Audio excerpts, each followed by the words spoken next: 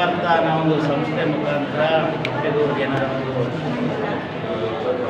ಸಣ್ಣ ಸಹಾಯ ಮಾಡಬೇಕು ಅನ್ನೋ ಉದ್ದೇಶದಿಂದ ಒಂದು ಜನಹಿತ ಕಾರ್ಯಕ್ರಮನ ಹಮ್ಮಿಕೊಂಡಿದ್ದಾರೆ. ನನ್ನ ಕಾರ್ಯಕ್ರಮ ಪಕ್ಕದಲ್ಲಿತ್ತು. ಇನ್ನು ನಿಮಗೆಲ್ಲ ಗೊತ್ತಿದ್ದಾಗೆ simple Manjunatha, easy Manjunatha. Anybody can approach me easily and call me easily and immediately I will be there. ಆ ಥರದಕ್ಕೆ ಸಾಕ್ಷಿಯಾಗಿದ್ದೇನೆ. ಯಾಕೆಂದರೆ ಒಂದು ಯುವಕ ತಂಡ ಏನೋ ಒಂದು ದೊಡ್ಡ ಆಕಾಂಕ್ಷೆನ ಇಟ್ಕೊಂಡು ಮಾಡಿದಾಗ ನಾವು ಇದೆ ತಣ್ಣೀರು ಹಂಚ್ಕೊಂಡು ನಾವು ಹೋಗಿ ಬೆನ್ನು ತಟ್ಟಬೇಕು ಅನ್ನೋ ಕೆಲವು ವಿಚಾರಗಳನ್ನ ನಾವು ಹತ್ರ ಹಂಚ್ಕೊಂಡು, ಯಾಕೆಂದರೆ ಯುವ ಶಕ್ತಿ ಮಾತ್ರ ಭವಿಷ್ಯವನ್ನು ಸರಿಯಾದ ದಾರಿಗೆ ಹಿಡಿಯೋಕ್ಕೆ ಸಾಧ್ಯ. ಆ ದಿಕ್ಕಿನಲ್ಲಿ ಅವ್ರು ಹೋಗ್ತಾ ಇರೋದು ನನಗೂ ಹೆಮ್ಮೆ ಅನ್ನಿಸ್ತು. ಅವ್ರು ಕರೆದ ತಕ್ಷಣ ಬಂದೆ, ತುಂಬ ವರ್ಷದಿಂದ ಉದ್ಘಾಟನೆ ಮಾಡಿದ್ದೇನೆ.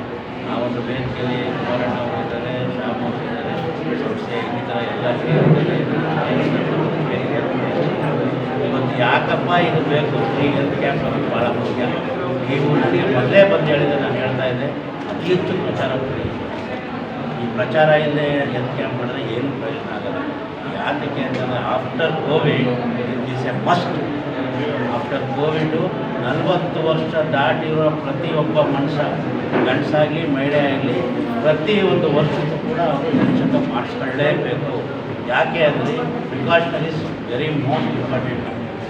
ಏನು ನಮ್ಮ ಕಾಯಿಲೆ ಇದೆ ಅಂತ ಗೊತ್ತಾಗ ನಾವು ಇಮಿಡಿಯೇಟ್ ಪ್ರೈಮರಿ ಸ್ಟೇಜಲ್ಲೇ ನಾವು ಅದಕ್ಕೆ ಮಾತ್ರ ತೊಗೊಂಡು ಇದಾಗ್ಬೋದು. ಅದು ಪೂರ ಉಳ್ಕೊಣ ಆದಾಗ ಯಾವ ಜೀವ ಕೊಟ್ಟಂಥ ಬ್ರಹ್ಮನೂ ಕೂಡ ಅವ್ರನ್ನ ಬದುಕಿಸಲಿಕ್ಕೆ ಸಾಧ್ಯ ಇಲ್ಲ.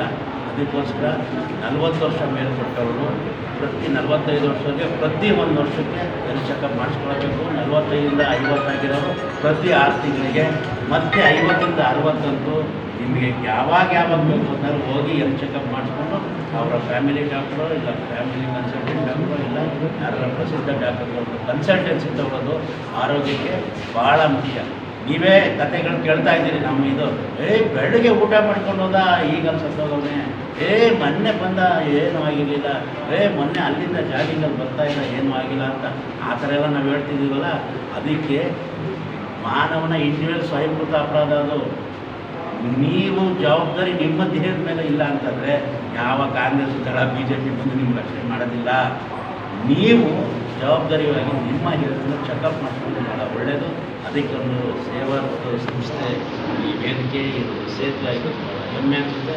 ಹುಡುಗರು ಈ ಒಂದು ಸಮಾಜದ ಇದೆಲ್ಲ ಕಾರ್ಯಕ್ರಮಕ್ಕೆ ಯಾವ್ಯಾವ ಗೆಜ್ಜೆ ಇಡ್ತೀನಿ ಅವಾಗೆಲ್ಲ ನಾನು ಬೆನ್ನಿಗೆ ಇರ್ತೀನಿ ಅಂತ ಹೇಳ್ತಾ ಈ ಕಾರ್ಯಕ್ರಮ ಯಶಸ್ವಿಯಾಗಿ